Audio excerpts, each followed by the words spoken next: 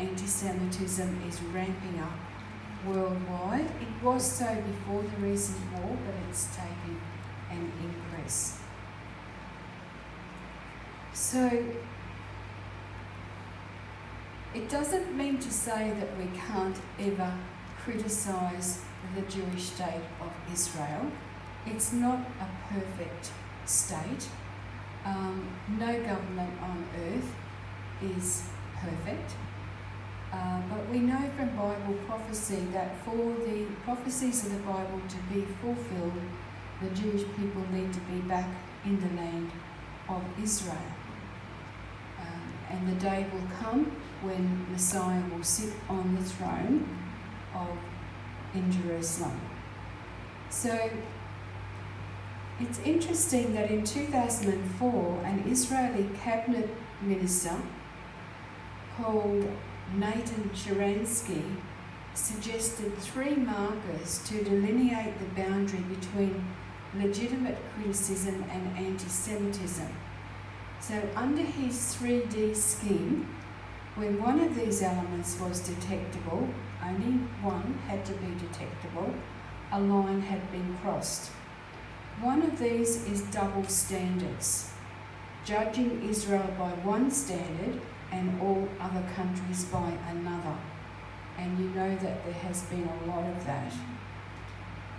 Secondly, delegitimisation, the conclusion that Israel has no right to exist.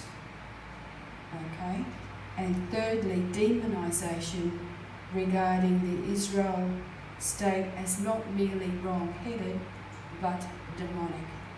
So all of these 3, shall I say, concepts are ones, if you see them, you know that it's crossed the line from legitimate criticism of Israel to anti-Semitism. And I think it's useful to have that to go by. So, judging Israel by one standard and all countries by another, with this recent conflict, as you know, there was a recent statement by the Queensland ALP that all it did was criticise Israel, and there was no mention at all of the 4,300 rockets fired into Israel. So it was very one-sided. And you'll see lots of that in the media.